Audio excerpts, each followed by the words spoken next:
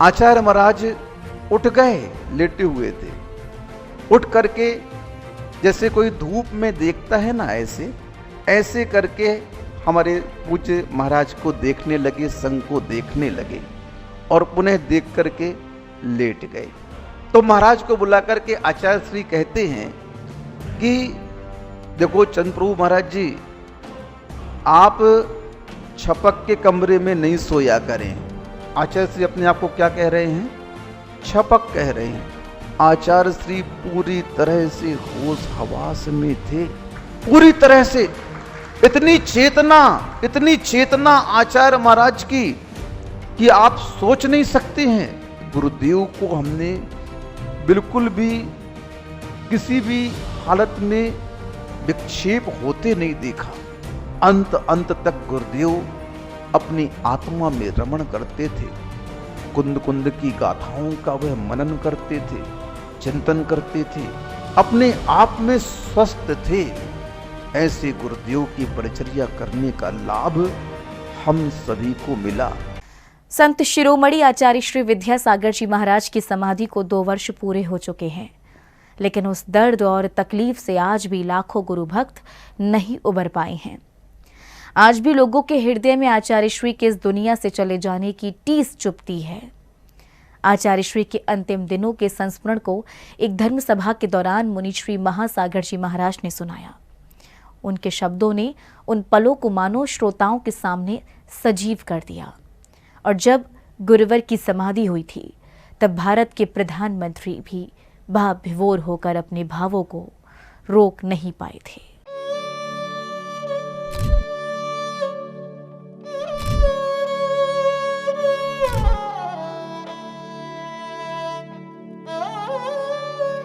अठारह फरवरी 2024 का दिन समूचे देश का जैन समाज कभी नहीं भूल पाएगा। इस दिन का सूरज उगने से पहले जिन शासन के तेज को हमेशा के लिए स्वयं में निगल कर निकला था, संत शिरोमणि आचार्य श्री विद्यासागर जी महाराज की समाधि ने सभी को स्तब्ध कर दिया था। डोंगरगढ़ की धरा पर आचार्य श्री ने उपस्थित संघ की उपस्थिति में अपनी नश्वर देह को त्यागा था। पूरे देश में मानो त्राहिमाम की स्थिति बन गई थी। करोड़ों जीवन में धर्म, नैतिकता और देश प्रियता की अलख जलाने वाले संत शिरोमणि आचार्य श्री हमेशा के लिए जीवन यात्रा को पूरा कर मोक्ष मार्ग लक्ष्य की ओर बढ़ गए थे।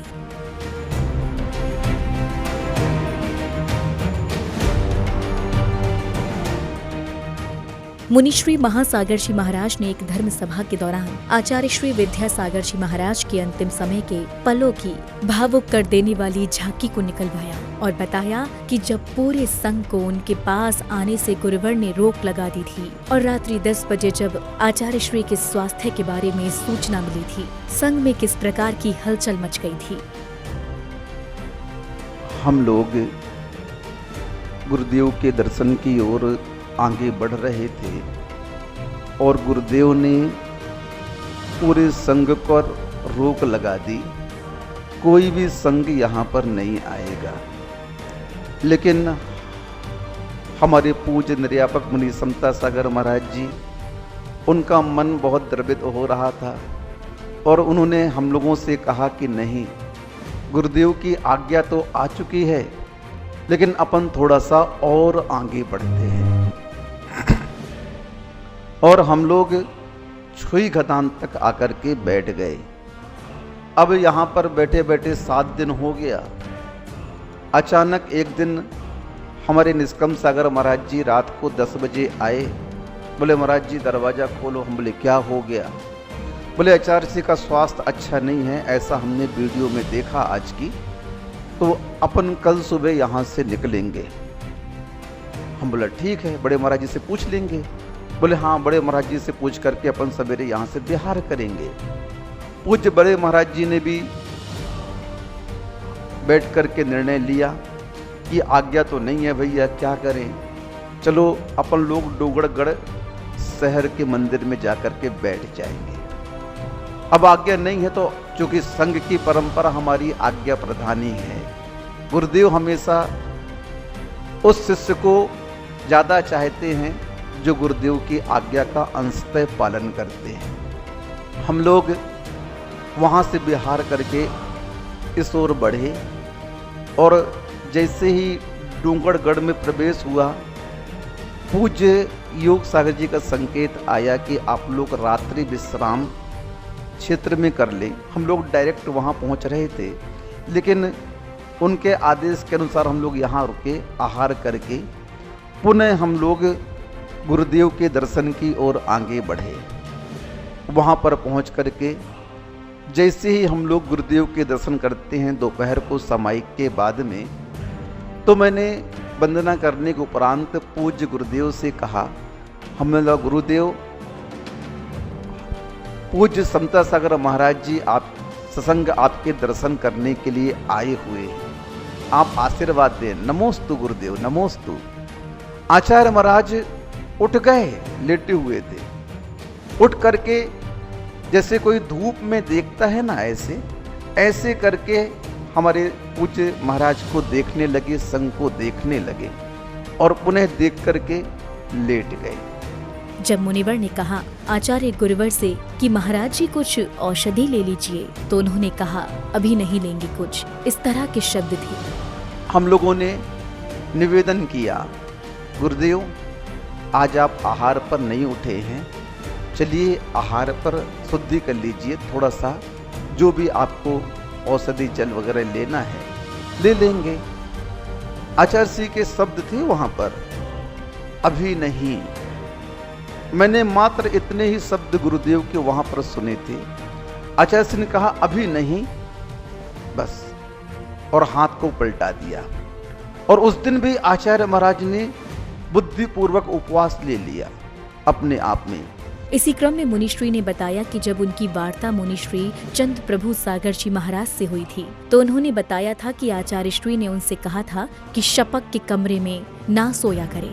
क्योंकि जब पूज्य चंद प्रभु सागर महाराज जी से हमारी थोड़ी सी वार्ता हुई, चर्चा हुई, तो चंद प्रभु महाराज जी ने बोला कि जब हम लोग डोंगरगढ़ में थे तो आचार्य महाराज ने उनसे कहा एक दिन बुला करके, क्योंकि हमारे चंद प्रभु महाराज जी बहुत तपस्वी महाराज हैं, उनका एक आहार एक उपवास चलता रहता है हमेशा।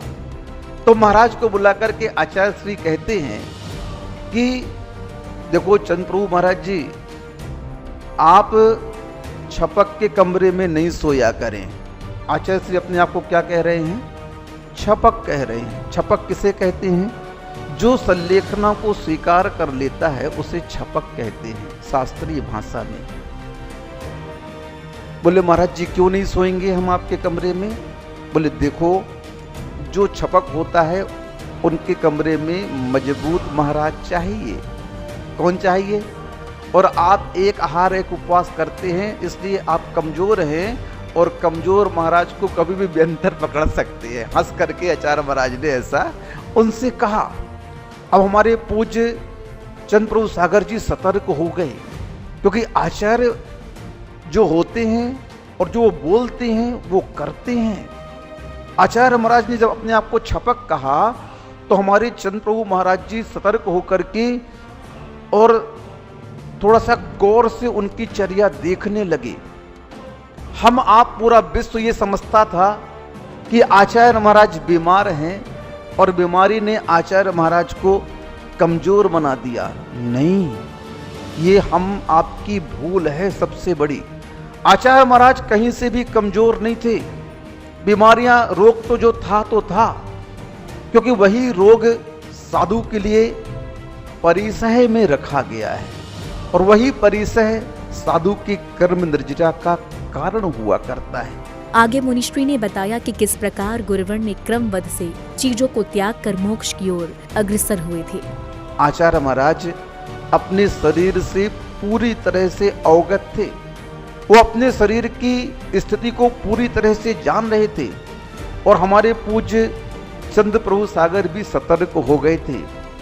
हमारी जब उनसे बात हुई तो उन्होंने कहा कि जिस दिन से आचार्य महाराज जी ने मुझसे ये कहा है कि मैं छपक हूं और छपक के पास में मजबूत महाराज होना चाहिए, उस दिन से उन्होंने उपवास का त्याग कर दिया था। एक आहार एक उपवास करने वाले साधु ने उपवास का त्याग कर दिया और उनकी परिचर्या को बड़े ध्यान से देखने लगे और उन्होंने कहा कि आचार्य श्री ने बिल्कुल क्रम से संलेखना ली है। आगम में जो संलेखना का क्रम आता है उसी क्रम से आचार्य महाराज ने धीरे धीरे, क्योंकि हमारे आचार्य महाराज दुनिया को संलेखना कराने वाले हैं और उन्होंने जीवन में सतलेखन ही तो किया है। और क्या किया है? जिन्होंने जीवन में सतलेखन किया है उनको संलेखना लेनी नहीं पड़ती है, उनकी संलेखना तो अपने आप हो जाती है। लेकिन फिर भी आगम के अनुसार हमारे आचार्य महाराज बहुत सतर्क थे और उन्होंने क्रम क्रम से उस औषधि आहार आदि को कम किया। हमारे महाराज बता रहे थे, जब वह आहार करते तो वो आहार में जाते और उनकी उस आहार की क्रिया को गिनते थे कि आचार्य महाराज ने आज कितने अंजलि क्या लिया, और उनको यह स्पष्ट हो रहा था कि प्रतिदिन आचार्य महाराज उस क्रम को घटा रहे थे, कम करते जा रहे थे और अंत के आखिरी दिन में मात्र 1-2 अंजलि जल औषधि लेकर के बैठ गए। जब आयुर्वेद के डॉक्टर स्वप्निल जी थे, उन्होंने कहा आचार्य श्री आज आपने बहुत कम लिया। बोला जितना लेना था मैंने अपने हिसाब से ले लिया। जब आचार्य श्री ने पूर्ण रूप से उपवास ग्रहण कर लिया था, उसके बाद एक ऐसी अवस्था आई जब गुरुवर को न ठंड का आभास रहा और न ही गर्मी का। दूसरे दिन आचार्य महाराज ने उपवास ग्रहण कर लिया। मैं ये बातें इसलिए बता रहा हूं कि कई लोगों की ये भ्रांतियां हैं कि आचार्य श्री होश में नहीं थे। मैं उन सभी को यह विदित करना चाहता हूं, आचार्य श्री पूरी तरह से होश हवास में थे, पूरी तरह से। इतनी चेतना आचार्य महाराज की कि आप सोच नहीं सकते हैं। हम लोग जब पहुंचे तो हम लोग के सामने भले उन्होंने कुछ बोला नहीं, एक दिन घटना गजब हो गई। हमारे पूज्य श्री समता सागर महाराज जी ने बोला सुबह सुबह, आचार्य श्री ठंड लग रही क्या? आचार्य श्री ने सिर हिला दिया। आचार्य श्री गर्मी लग रही क्या? आचार्य श्री ने सिर हिला दिया। आचार्य श्री वेदना हो रही क्या? हाथ जोड़ लिए, मस्तक पर रख करके सिर हिला दिया। गजब की बात है, इतने बड़े आचार्य, इतने सजग। दूसरे दिन की बात है, हम लोग जब 16 तारीख को पहुंचे, उस दिन आचार्य श्री 2 बार उठ करके बैठे अपने से और बैठ करके अपने हाथों से घुटने को पकड़ लिया और सुचिंतन की मुद्रा में 5 मिनट तक बैठे रहे आचार्य श्री। हमने बोला देखो तो अभी भी इतनी शक्ति है आचार्य महाराज के पास में, वो बैठ रहे हैं। मैंने देखा जैसे करवट लेते थे, पिछी को और हाथ करते थे। हमने बोला अभी भी इनकी पिछी हाथ से छूट नहीं रही है।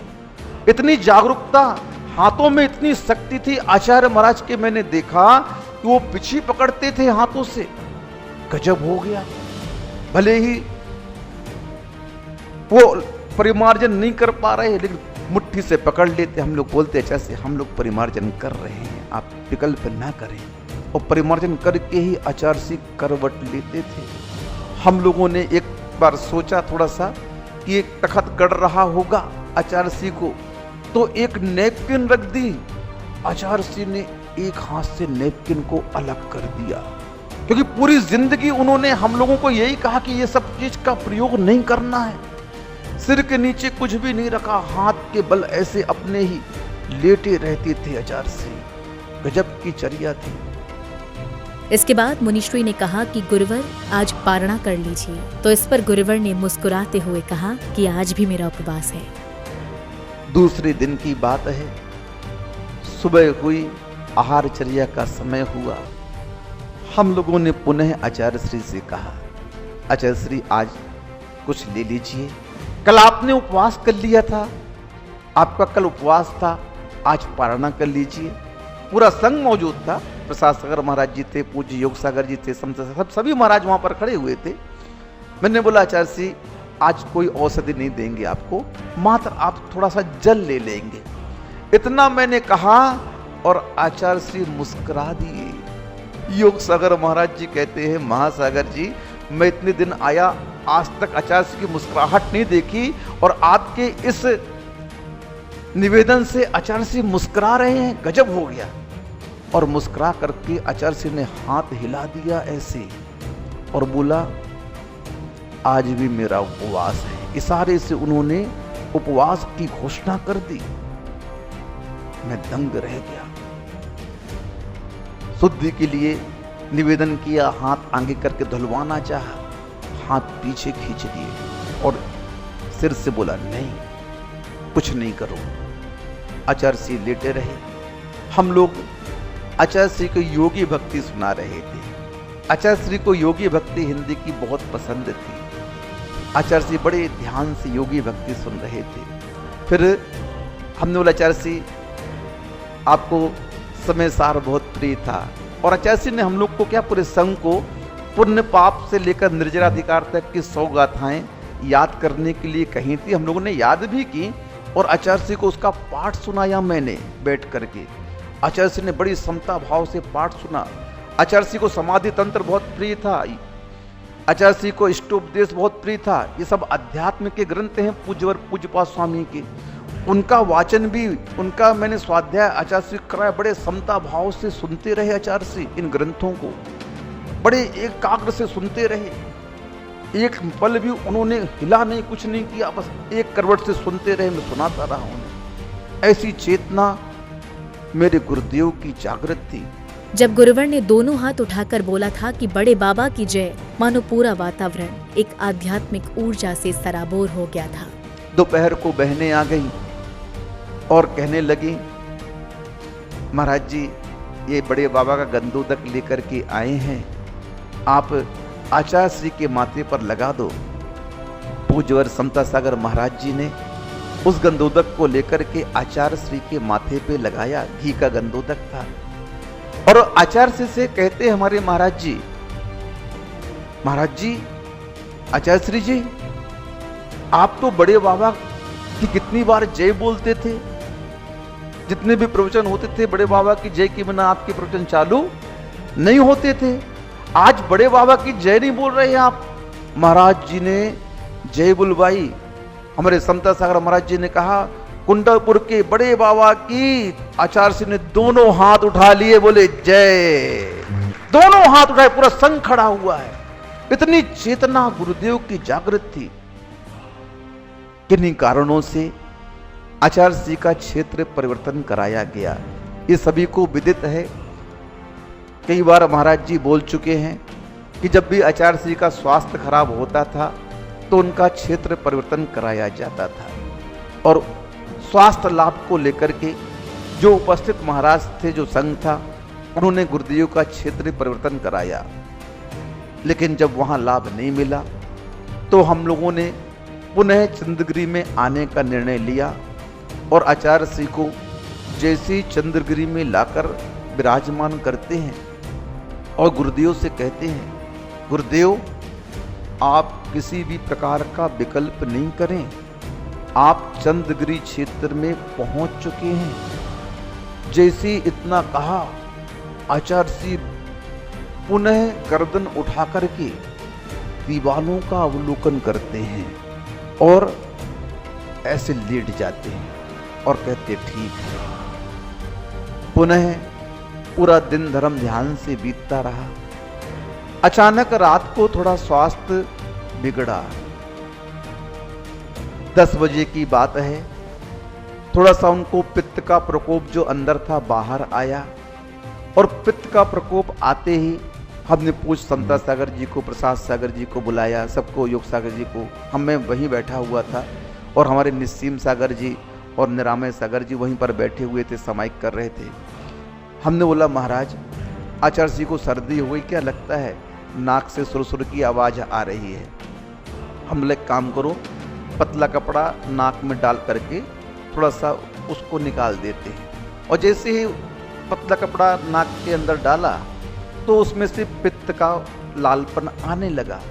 हमने बोला, महाराज लगता है नाक में से पित्त आ रहा है, तो अपन नाक को पूरी साफ कर दें ताकि पित्त सूखे ना, जमे ना और सांस लेने में कुछ दिक्कत ना जाए। इतनी क्रिया की, स्वास्थ्य और बिगड़ा। संग उपस्थित हो गया और मैंने पुनः गुरुदेव से निवेदन किया, गुरुदेव आप जागृत तो हैं? क्योंकि आप जब कभी भी किसी की संलेखना करवाते थे तो आप उस छपक से ओम ओम कहलवाते थे, क्योंकि उस समय नमोकार मंत्र का उच्चारण हो पा रहा है कि नहीं हो पा रहा है। सबसे छोटा अगर कोई मंत्र है तो ओम, ओम में पंच परमेष्टि पूरे समाहित हो जाते हैं। आचार्य श्री ने जब मेरे उस बात को सुना और सुनकर के उन्होंने जवाब दिया कि मैं जागृत हूं, क्योंकि कई लोगों का कहना है कि आचार्य श्री को होश नहीं था। नहीं, कहने वालों को होश नहीं है, मेरे गुरुदेव को तो पूरा होश था। मुनिश्री ने गुरुवर का गुणगान किया और खुद का सौभाग्य बताया कि मुझे परमात्मा की परिचर्या करने का सौभाग्य मिला था। कहने वालों को होश नहीं है, हम उनकी परिचर्या में थे। और सही बात तो ये है, गुरुदेव को हम लोगों की भी आवश्यकता नहीं थी, हम लोगों की भी आवश्यकता गुरुदेव की नहीं थी। गुरुदेव तो अपने आप में स्वयं सक्षम थे अपनी संलेखना में। उन्हें समझाने की आवश्यकता नहीं थी, उन्हें संबोधन की आवश्यकता नहीं थी। ये तो हमारी एक भूल है, ये तो हमारा एक सौभाग्य है कि हमें उनकी परिचर्या करने का अवसर मिला। लेकिन गुरुदेव स्वयं में सावधान थे।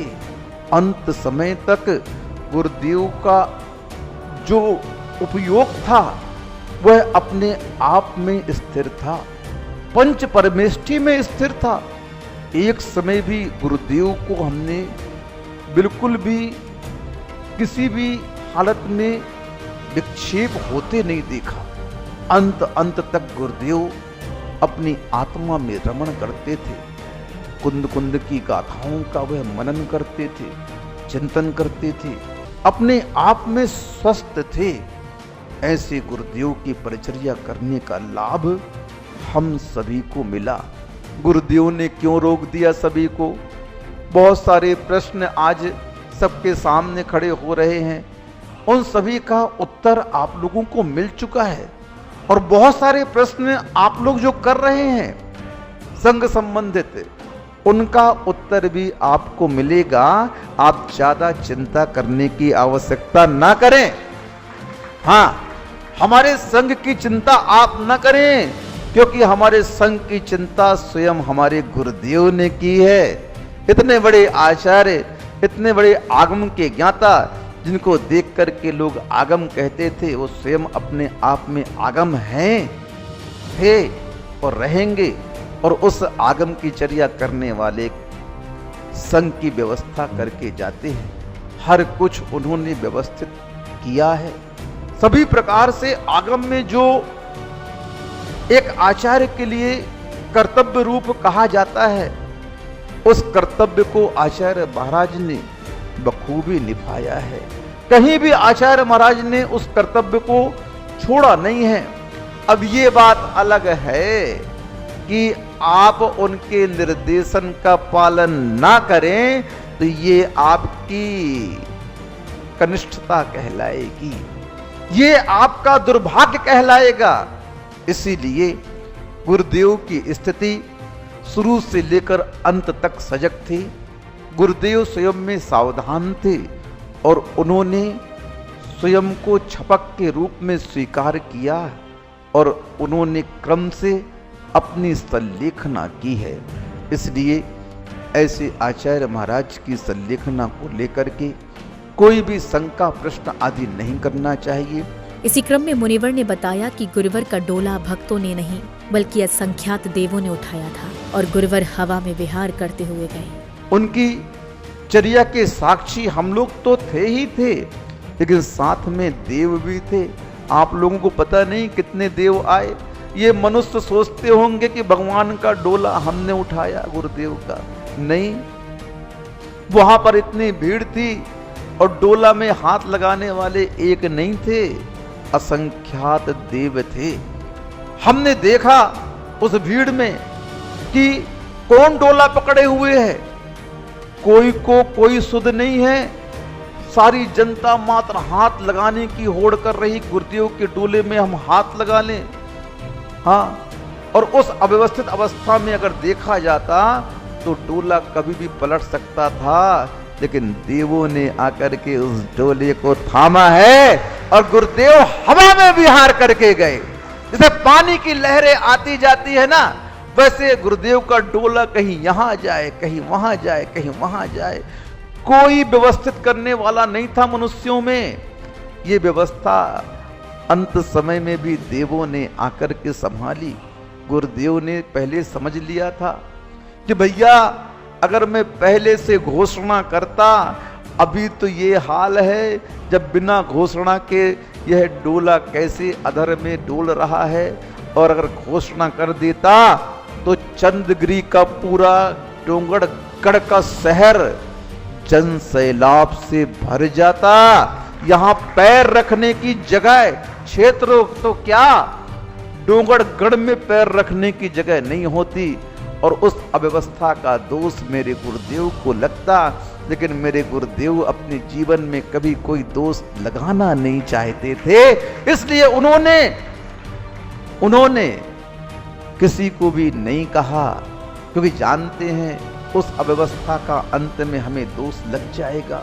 इतने सजग हमारे गुरुदेव अपने आप में रह करके और उस आत्मा की साधना करते हुए इस संसार को सब कुछ देकर के गए हैं। मुनिश्री ने कहा कि वे सभी पूर्वाचार्यों को नमन करते हैं और करते रहेंगे, लेकिन उनके गुरुदेव आचार्य श्री विद्यासागर जी महाराज की प्रभावना सबसे अधिक और विलक्षण रही है। भगवान महावीर की परंपरा के बाद में हम देखते हैं बहुत सारे पूर्वाचार्य हुए हैं, और उन पूर्वाचार्यों की वंदना हमारे गुरुदेव ने स्वयं की है। कुंद महाराज से लेकर के समंत भद्र स्वामी महाराज तक जितने भी पूर्वाचार्य हुए हैं, उन्होंने जैन धर्म की महती प्रभावना की है। लेकिन मैं उन पूर्वाचार्यों का कुछ अभिनय नहीं करना चाहता हूं। उन पूर्वाचार्यों ने जैन धर्म की महती प्रभावना की है, और उन पूर्वाचार्यों को मेरे गुरुदेव भी वंदन करते थे, और मैं भी उनकी वंदना करता हूं, करता रहूंगा। लेकिन मेरे गुरुदेव की प्रभावना उन पूर्वाचार्यों से कहीं अधिक थी। उन पूर्वाचार्यों ने तो मात्र जैन धर्म की प्रभावना की है, मात्र धर्म के बारे में सोचा है। लेकिन मेरे गुरुदेव ने जन जन के बारे में सोचा है। आज गुरुदेव के इस कर्तृत्व को कोई भुला नहीं पाएगा, चाहे वह जीव दया का क्षेत्र हो, चाहे वह पृथ्वा स्थली का क्षेत्र हो, चाहे वह स्वास्थ्य संबंधी आयुर्वेद संबंधी पूर्ण आयु का क्षेत्र हो, चाहे वह जैन धर्म की प्रभावना संबंधित इन जिनालयों के निर्माण का प्रसंग हो, चाहे वह हथकरघा का प्रसंग हो, चाहे वह पूर्ण मैत्री का प्रसंग हो। ऐसा कोई भी क्षेत्र आचार्य श्री का इस भारतवर्ष में अछूता नहीं रहा जिसके बारे में गुरुदेव ने सोचा ही ना हो। हाँ, प्रशासनिक क्षेत्र से लेकर अनुशासन क्षेत्र खुलवाए, अनुशासन संस्था खुलवाई आचार्य ने। जब एक बार भारत के गृह मंत्री श्री अमित शाह जी आचार्य श्री के दर्शन के लिए आए, तब उन्होंने कहा था, मैं तो दर्शन के लिए आया था और सोचा था कि गुरुदेव धर्म पर चिंतन करेंगे, लेकिन आचार्य श्री तो राष्ट्र हित के विचारों से ओतप्रोत थे। जब कुंडलपुर में आचार्य महाराज के पास में गृह मंत्री आए अमित शाह जी, तो उन्होंने सोचा होगा ये जैन धर्म के आचार्य हैं, जैन धर्म की चर्चा करेंगे। लेकिन आचार्य महाराज ने उनसे धर्म की चर्चा नहीं की, बल्कि राष्ट्र के बारे में विचार करते रहे, हिंदी भाषा के बारे में बोलते रहे, हथकरघा के बारे में बोलते रहे, भारत की अर्थव्यवस्था के बारे में बोलते रहे, भारत की शिक्षा नीति के बारे में चर्चा करते रहे। आधे घंटे के लिए आया वह होम मिनिस्टर है, हाँ, कितने 3 घंटे तक बैठा रहा। गृह मंत्री कितने घंटे तक बैठा रहा? कितना व्यस्त कार्यक्रम, भारत का गृह मंत्री आधे घंटे के लिए आया और अंत में क्या कह के जाता है? मैं तो सोचा था कि ये आचार्य धर्म की चर्चा करेंगे, लेकिन मैंने आज तक ऐसे आचार्य नहीं देखे। इन्होंने धर्म की कोई चर्चा नहीं की। इनका सारा चिंतन राष्ट्र के विकास का था। हाँ, यहां तो छोड़ो, मूक दया के क्षेत्र में कोई बात नहीं, लेकिन उन अपराधियों के बारे में भी हमारे गुरुदेव ने कितना सोचा। देखो तो, तिहाड़ जेल के अंदर जहां खूंखार कैदी रहते हैं, उनके लिए हथकरघा खुलवा करके उन्हें आजीविका दे दी। जाओ, तुम भी स्वस्थ हो, तुम भी उस अपराध का परित्याग करके धर्म के मार्ग पर अग्रसर हो। क्या सोच थी आचार्य भगवान की। कोई भी इतनी विस्तृत सोच वाला इस कलिकाल में हो नहीं सकता है। ऐसे ही जन जन के कल्याण की भावना करने वाले तीर्थंकर प्रगति का बंद करते हैं। आचार्य श्री ने कभी किसी के प्रति बुरा भाव नहीं रखा। वे कहते थे, जैसा कर्म किया जाता है वैसा ही फल मिलता है। गुरुवर के अंतिम समय में भी जहाँ जहाँ पग पड़े, उन्होंने उस स्थान को प्रगतिशील बनाने का आशीर्वाद दिया, और जब तक उनके चरणों में शक्ति थी वे सभी को आशीर्वाद देते रहे। उनके ऊपर होती चाहे दूसरे के ऊपर होती, मात्र वे कर्म का उदय कह करके छोड़ देते। क्या कहते? कर्म का उदय है, क्या कर सकता हूं, मैंने कुछ किया होगा, मैंने किसी का कुछ किया होगा। क्योंकि कर्म कभी भी किसी भी के साथ में मैत्री नहीं करता है, कभी भी किसी के साथ दुश्मनी नहीं करता है। कर्म तो कर्म हुआ करता है, और कर्म कर्ता का अनुसरण करता है। किसका अनुसरण करता है? कर्म कर्ता का अनुसरण करता है। कर्ता जैसे परिणाम करता है, कर्म उसको उसके अनुसार फल देता है। मेरे गुरुदेव ने कभी आज तक किसी की प्रतिकार की भावना नहीं रखी, कभी किसी के अहित की भावना नहीं रखी। जीवन भर उन्होंने जन कल्याण की, जनहित की भावना रखी। अंत तक उन्होंने विहार करते हुए जब आ रहे थे तो रास्ते में रायपुर पड़ा, वहां का भी कल्याण किया, पाषाण मंदिर का आशीर्वाद दिया। रास्ते में राजनाथ गांव पड़ा, चंद्रकांत जी वहां के हैं, वहां पर भी उसी निमित्त को लेकर के गए। यहां पर भी आए। देखो आप लोग थोड़ा सोचो, चिंतन करो। जब तक गुरुदेव के पैरों में शक्ति थी, प्रतिदिन आशीर्वाद देने बाहर आए कि नहीं आए? रोज का वीडियो आप देखते थे, हम भी देखते थे। अब बताओ, इनसे बड़ा करुणा का, दया का धारी कौन हो सकता है संसार में? ऐसे गुरुदेव की सजगता के बारे में आप लोग बिल्कुल भी विकल्प ना करें। हमारे गुरुदेव, हम पूरा संघ साक्षी है, और हम लोग के सामने अंतिम चेतना तक उन्होंने ओंकार का उच्चारण किया, और उसी के उपरांत उनके प्राणांत हुए। ऐसे गुरुदेव के चरणों में हम सभी का बारंबार नमोस्तु। भारतवर्ष क्या, विश्व महावीर स्वामी के इतिहास में आज तक ऐसी गुरु परंपरा देखी है, लेकिन जितनी प्रभावना मेरे गुरु ने की है, उतनी प्रभावना पूर्वाचार्यों के माध्यम से आज तक हम नहीं कह सकते कि हुई है। जैन धर्म की प्रभावना तो पूर्वाचार्यों के माध्यम से हुई है, लेकिन जो विश्व आज उन्हें याद कर रहा है, और जितने क्षेत्रों में आचार्य महाराज ने विकास किया है भारतवर्ष में, और जितने लोगों का कल्याण किया है, उतना कल्याण आज तक किसी भी जीव के माध्यम से नहीं हुआ है। ये वो महान आत्मा थी जो भटकते हुए हम पापियों का, हम पामरों का कल्याण करने के लिए इस कली काल में आई। और धन्य है वे आत्मा जिन्होंने ऐसी आत्मा का सानिध्य पाकर के इनके चरणों में अपने समर्पण को करते हुए अपना कल्याण किया। क्योंकि अब जो बच्चे पैदा होंगे उनको हम नहीं कह पाएंगे कि भाग्यशाली हैं कि नहीं, लेकिन जो रहते हुए सानिध्य पा गए वे अवश्य भाग्यशाली हैं। हाँ, और ऐसे जो चरणों से गुरुदेव के जुड़ा रहेगा, तो आगामी काल में, आगामी भाव में वो भी गुरुदेव के समोषण में अवश्य जगह पाएगा ही पाएगा। इतना ही पर्याप्त समझता हूँ। तो वही मुनिवर ने बताया कि गुरुदेव की समाधि पर समस्त दिगंबर संत ने उपवास रखा था और किस प्रकार भारत के प्रधानमंत्री श्री नरेंद्र मोदी जी का कंठ अवरुद्ध हो गया था। जैन धर्म के ऐसे सूर्य हैं जो कभी अस्त नहीं हुए, आचार्य महाराज, और ऐसे संत हैं जिनकी समाधि का उपवास पूरे भारतवर्ष के दिगंबर साधुओं ने किया। भारतवर्ष का एक भी दिगंबर संघ, चाहे वह किसी भी आमनाओं को मानने वाला हो, मेरे गुरुदेव की विनयांजलि भावांजलि और उनके अंतिम समय में पूरे भारतवर्ष के संघ ने उपवास किया। उन सभी संघों को बहुत बहुत हमारा नमन है, बहुत बहुत धन्यवाद। ऐसे ही जिन धर्म की प्रधानमंत्री, माननीय प्रधानमंत्री जी का तो वक्तव्य आप लोगों ने सुना ही है, उनके लेख अखबारों में लिखे हैं।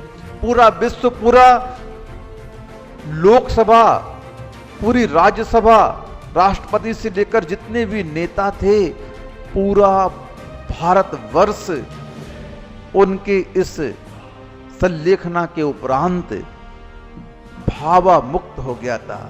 इतने भाव युक्त हो गए थे हमारे प्रधानमंत्री जी कि उनका कंठ अवरुद्ध हो गया था।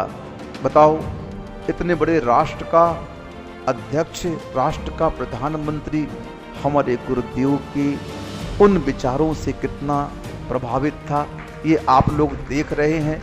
हमारे गुरुदेव कोई सामान्य आत्मा नहीं थे, ये तो वो आत्मा है जो अपना कल्याण करने के लिए संसार में आए थे, और वे अपना कल्याण तो कर गए, लेकिन अपने कल्याण के साथ साथ जो उनसे जुड़ा उनका भी कल्याण वे कर गए।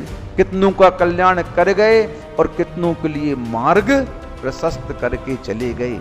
ऐसे गुरुदेव की हम वंदना करते हैं, आराधना करते हैं, यहीं से उन्हें नमोस्तु करते हैं और यह भावना करते हैं, हे गुरुदेव, आप हमेशा कहा करते थे कि यहाँ से जाने के उपरांत में अपने गुरुदेव ज्ञान सागर महाराज से मिलूंगा और पूछूंगा कि आपने हमें इतने दिन तक याद क्यों नहीं किया।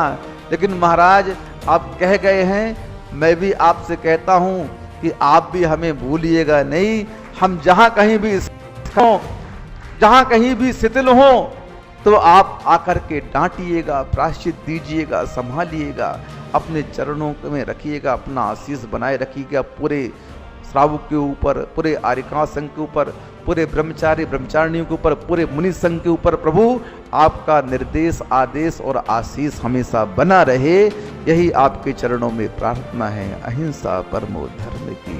आचार्य श्री विद्यासागर जी महाराज का जीवन त्याग और राष्ट्रबोध का अद्भुत संगम रहा। उन्होंने अपने आचरण से ये सिखाया कि साधना केवल आत्म कल्याण नहीं, बल्कि समाज और राष्ट्र के उत्थान का मार्ग भी है। गुरुवर भले ही आज देह रूप में हमारे बीच न हो, लेकिन उनके विचार, उनका मौन और उनकी साधना युगों तक प्रेरणा देती रहेगी।